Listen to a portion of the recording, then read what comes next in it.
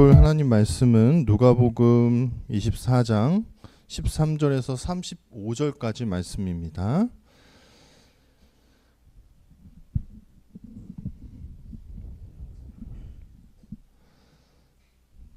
저와 함께 여러분이 교독하시겠습니다.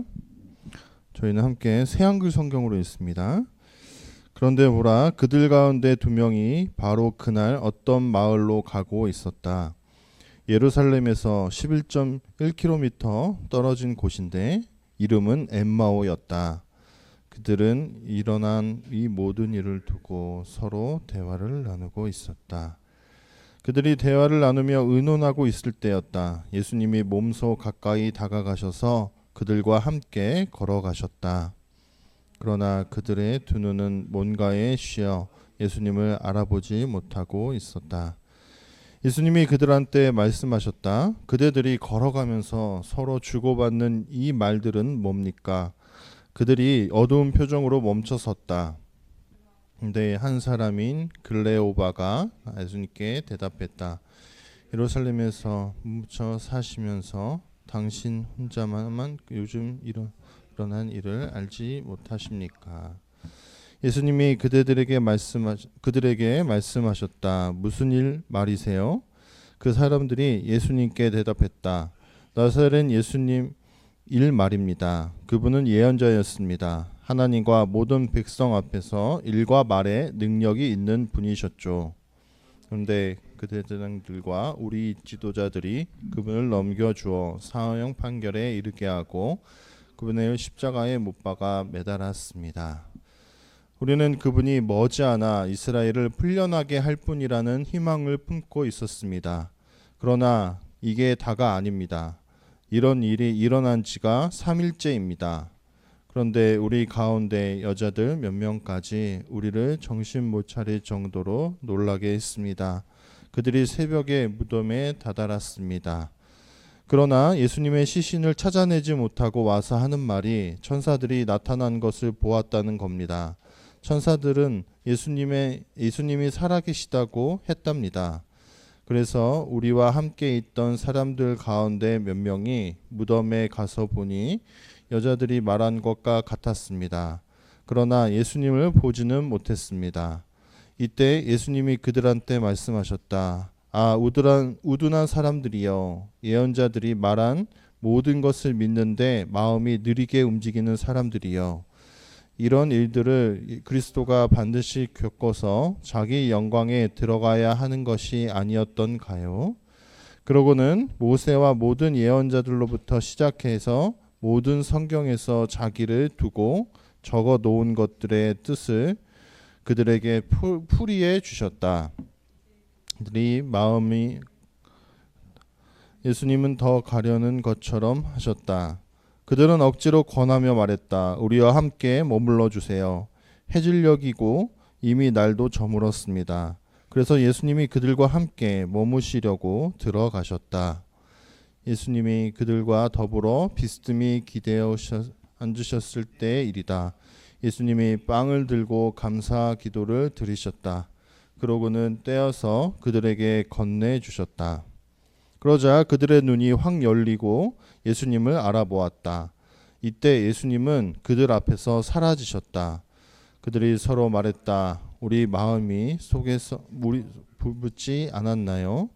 그분이 이 길에서 우리에게 말씀하실 때 우리에게 성경을 자세히 설명해 주셨을 때 말입니다. 두 사람이 바로 그 시간에 일어나서 예루살렘으로 돌아갔다. 가서 보니 그 11명과 또 그들과 함께하는 사람들이 모여 있었다. 그들이 말했다. 주님이 진짜 일으킨 바 나셨어요. 시몬에게 나타나 보이셨어요. 그러자 그 두 사람은 길에서 있었던 일과 예수님이 빵을 떼실 때에 자기들이 예수님을 알아보게 된 일을 자세히 이야기해 주었다. 아멘. 말씀으로 부활하여 걸어가는 길이라는 제목으로 말씀을 나눠보려고 합니다. 제가 지난주에 그런 설교를 했죠. 부활 이후가 우리에겐 더 중요하다. 그래서 부활이 종착점이 되면 안 된다. 마치 사순절을 열심히 지키고 고난 주간에 막 미디어 금식이니 뭐니 이런 거를 하느라고 너무 힘을 빼가지고 부활주일이 그냥 계란 좀 나눠주고 계란 몇 개 먹고 그냥 잘 지내 하고 끝나는 그런 시간이 돼서는 안 되고, 사실 우리 그리스도인들에게는 더 중요한 시간이 부활 이후의 삶이다. 그래서 우리는 앞으로 사순절 이런 거 막 너무 열심히 하지 말고, 뭐 그것도 열심히 해서 이어지면 더 좋겠지만 그거 하지 말고 부활 이후 첫날, 부활 이후 둘째 날, 부활 이후 3일, 뭐 부활 이후 첫째 주일, 이걸 우리가 어떻게 지켰는지를 좀 더 명확하게 해보자라는 이야기를 제가 나눴습니다. 그래서 로마서 선교를 준비해야 되나 다시 시작해야 되나 하는 생각을 하다가, 아니 부활 첫날이라는 주제로 설교를 해야겠다라고 마음을 먹었습니다. 혹시 앞에 그림이 보이십니까? 이것은 제가 책을 하나 소개해주고 싶어요. 저도 친구가 글을 포스팅하는 바람에 알게 된 책인데, 지거 쾌더라는 독일의 그 사제이고요, 그리고 화가입니다. 동시에 이런 현대화를 그리는 화가인데, 이 사람은 성경의 전체에 있는 이야기들을 다 그림으로 그렸습니다. 그래서 이 책은 성경의 순서대로 그가 그린 그림들을 하나하나씩 다 사파시켜 놨고요. 거기에다가 여러 신학자들과 여러 목회자들이, 사제들도 아마 포함된 것 같은데, 그 사람들이 코멘트를 한 거예요. 그림 하나하나마다 각자의 어떤 묵상들을 막 담은 그런 책이거든요. 근데 그림은 지거 쾌더라는 사람이 그린 겁니다. 근데 그림이 되게 좋아요. 제가 그림을 잘 볼 줄은 모르지만 참 뭔가 딱 그 장면마다 뭔가 이렇게 와닿는 것들이 있어갖고 저도 이 책을 한번 사보았습니다. 그래서 오늘 설교에 해당되는 그 엠마오로 가는 길이라는 데를 한번 찾아봤어요. 두 개의 그림으로 되어 있는데 화면에 나타나는 두 그림입니다. 여러분들이 보시기에 이쪽 왼쪽 편이죠. 왼쪽 편에 있는 그림을 먼저 보시겠습니까?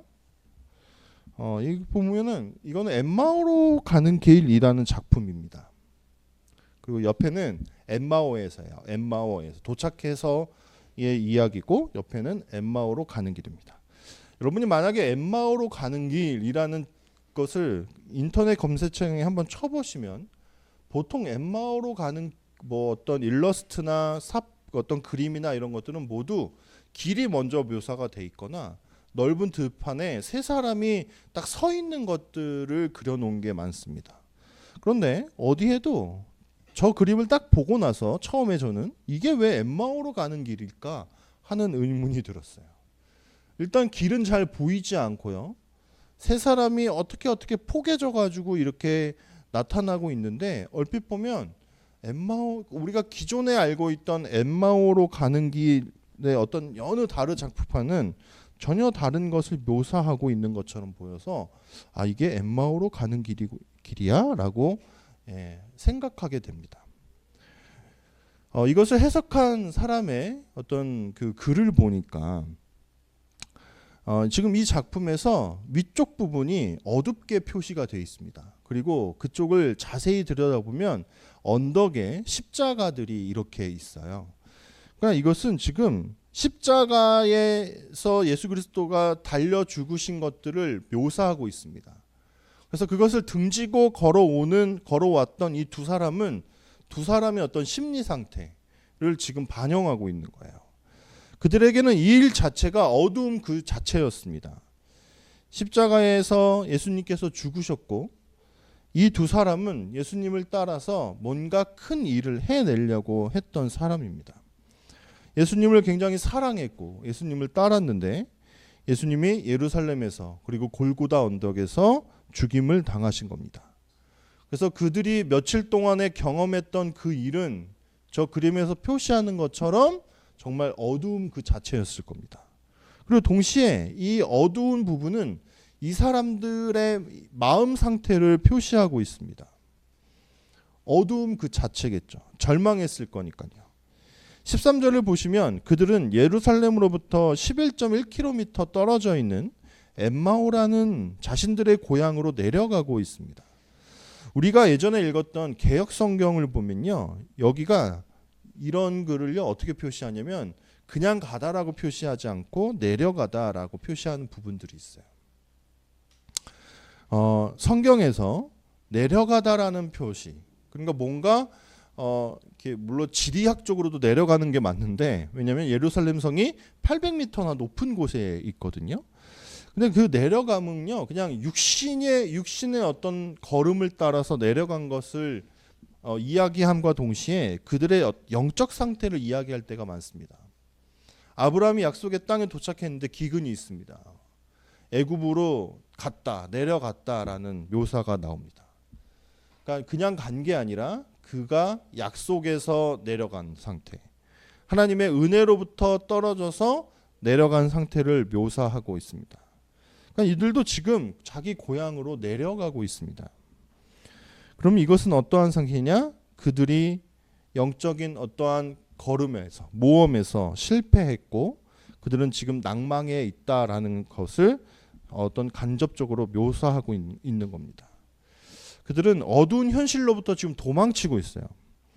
그들은 원대한 꿈을 가지고 예수님을 따랐는데 그 모든 것들이 수포로 돌아갔고, 지금 다시 그 예루살렘으로 만약에 간다면 그들은 예수님과 함께 다녔다라는 이유 때문에 군병들에게 잡혀야 되는 신세가 지금 되어 있는 겁니다. 만약에 그들이 군병들에게 잡히면 그들도 공범으로 몰려서 예수님과 똑같은 그런 처벌을, 그런 십자가형을 받을 가능성이 있다라는 겁니다.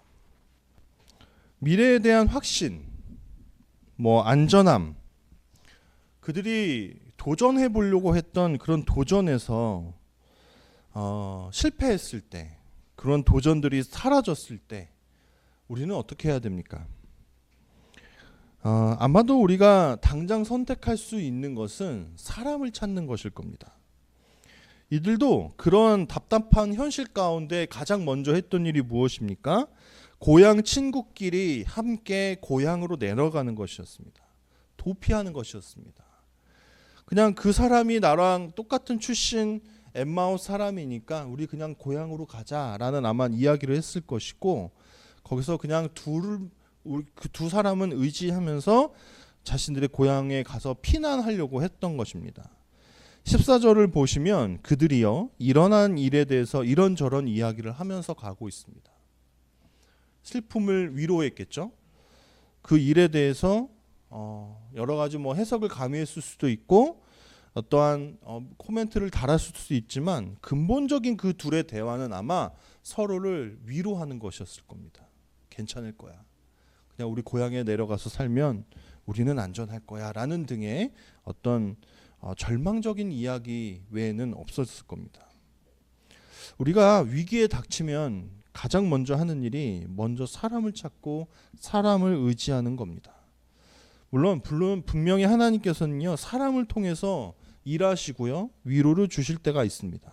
하지만요 그것은 분명한 한계가 있습니다. 왜냐하면 그 사람도 한계가 있는 한 사람일 뿐이기 때문입니다.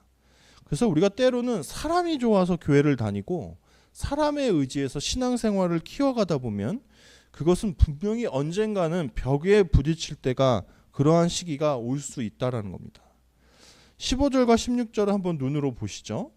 그들이 대화를 나누고 의논하고 있을 때였다. 예수님이 몸소 가까이 다가가셔서 그들과 함께 걸어가셨다. 그러나 그 둘의 눈은 뭔가에 쉬어 예수님을 알아보지 못하고 있었다. 그들이 지금 예수님의 십자가에서의 죽으신 그 사건에 대해서 이런저런 이야기를 하고 있었습니다. 그런데 예수님께서 언제였는지는 모르지만 그들 가까이에 서서 함께 걸어가기 시작하셨습니다. 어디까지 가세요? 하면서 말을 걸었겠죠? 그런데 그 둘 다 예수님을 알아보지 못합니다. 바로 이 둘 다 지금 영적인 우매한 상태에 빠져 있다는 것을 성경은 묘사하고 있는 겁니다. 그 둘 중에 누구라도 한 명이 알아봤다면 예수님께서 부활하셨다는 그 기쁨을 함께 그 길가에서 누렸을 텐데, 둘 다 지금 영적으로 우매한 상태예요. 그러니까 우리가 사람을 너무 의지하면요 또 우매한 사람을 의지하는 꼴이 될 가능성이 너무나도 큰 겁니다. 함께 우매한데 누가 누구를 인도할 수 있겠습니까? 부활하신 예수님께서 말을 걸었습니다. 못 알아봅니다. 이들의 상태가 지금 어떠한지 아주 정확하게 알려주는 대목이 22절에 나옵니다. 보면요, 그들이 이미 여자들 몇 명이 무덤가에 갔는데 부활하신 예수님을 봤다라는 증언을 했던 것들을 들었어요. 그리고 제자들도 가서 갔다 왔는데 예수님의 시신이 보이지 않았다는 것을 들은 상태였습니다. 다른 성경에 기반했을 때 그 무덤가에 또 찾은 제자들이 부활하신 예수님을 만나거든요.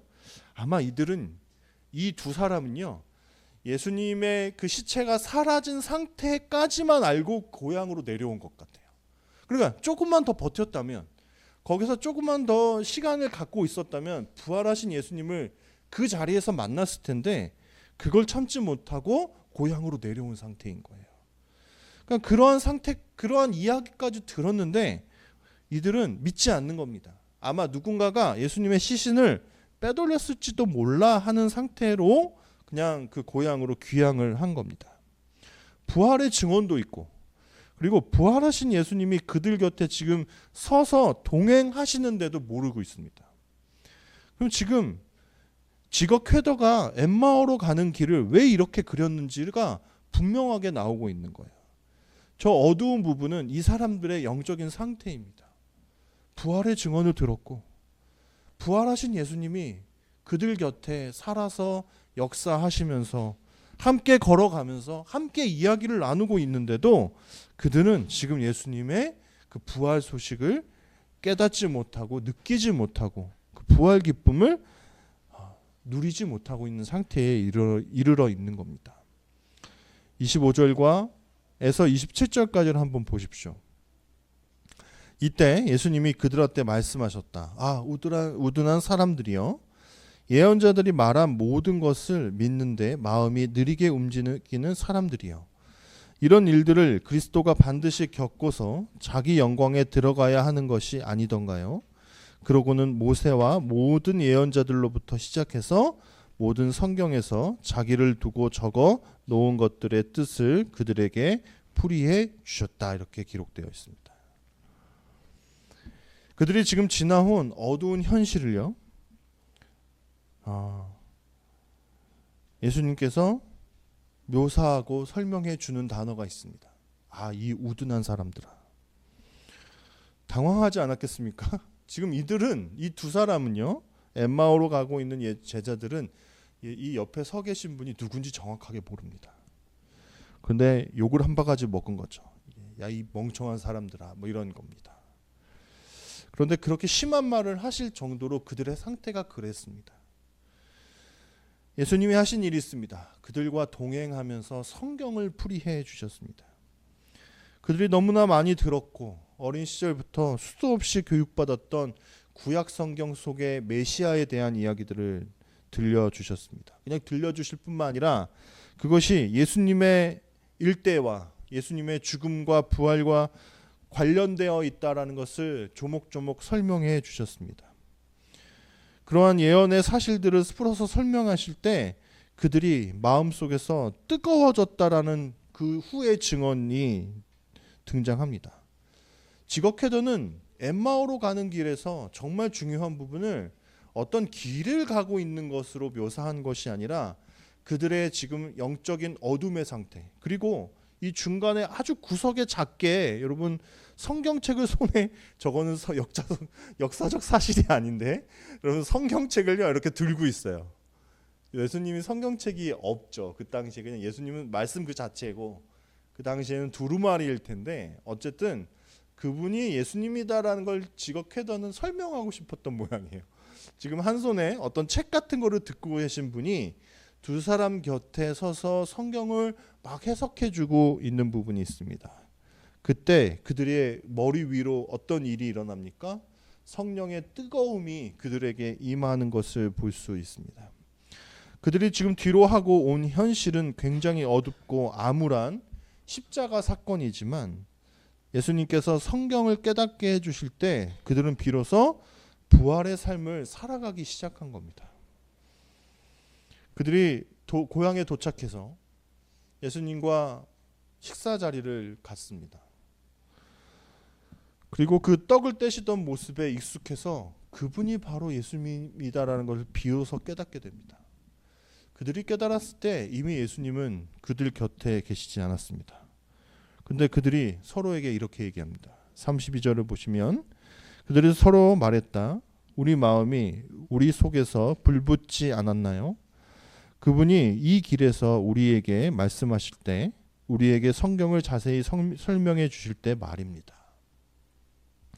그들이 비로소 성경의 이야기를 조목조목 듣기 시작할 때부터 그게 왜 뜨거워지는지는 몰랐지만 그들 속에서 성령이 역사하시기 시작한 겁니다. 캐더의 그림에서 오른쪽 사람의 머리 위에 불 붙는 것이 있는 것은 바로 이것을 설명한 거죠. 그들이 예수님의 말씀을 들을 때 그리고 귀향을 떠나가고 있을 때 그들의 마음은 뜨거워지기 시작한 겁니다. 예수님의 말씀을 들을 때 우리의 현실은요 점점 사라지고요 참된 소망을 찾게 됩니다. 우리가 무엇이 어떻습니까? 우리가 얼마나 가졌습니까? 이런 것이 중요해지지 않는 순간이 오는 겁니다. 그게 언제입니까? 하나님의 말씀을 묵상하고 하나님 말씀에 가까이 가게 될 때입니다. 우리가 앞으로 살아갈 길은 밝습니까? 아니요, 어둡습니다. 우리가 지금 살아왔던 그 길은 밝은가요? 아니요, 밝을 수도 있지만 어두울 때가 훨씬 많습니다. 우리가 살아가는 앞뒤의 인생이 다 어두운데 왜 살까요? 하나님의 말씀을 이야기하지 않고는 해결되지 않는 겁니다. 인생이 왜 그럴까요? 인생은 왜 이렇게 힘들까요? 라고 이야기할 때 사람의 속에서 원인을 찾는다든가 뭐를 잘못해서라든가 기복적이거나 운명으로 풀 때 사실 답이 없습니다. 그렇다면 그 운명이 밝은 운명으로 바뀔 것인가? 그것도 장담할 수 없습니다. 하지만요, 우리가 하나님 말씀에 우리의 마음을 두고 기반을 둘 때 우리는 밝은 부활로 그리스도의 영광으로 인도됨을 받을 수 있다라는 겁니다. 엠마오로 가는 길, 이 본문은요 참 저를 여러 번 살리는 본문입니다.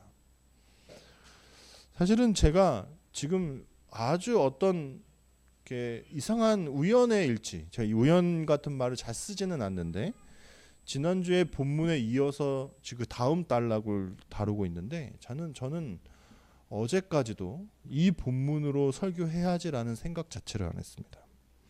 근데 이 본문을 얘기하지 않고는 부활의 이야기, 부활의 첫날을 이야기할 수 없겠더라고요. 저는 고백하자면 교회를 시작하고 나서 이제 일일비 한다는 얘기를 여러 번 했죠. 매일 어둠의 시간을 삽니다. 교회가 걸어야 가야 할 길에서 때로는 사람과 대화를 나누고 어떤 조언을 듣고 때로는 사람한테 위로를 받고 싶어서 사람들을 찾을 때가 있습니다. 사람들이 와서 좋고 사람들과 대화를 해서 좋고 누군가가 곁에 있어서 좋을 때가 있는데 그런데 어떨 때는 대부분의 시간들이 그 사람들과 이야기를 나눈 다음에 더 마음이 답답하더라고요. 무엇을 하려고 해도 사람이 없어요.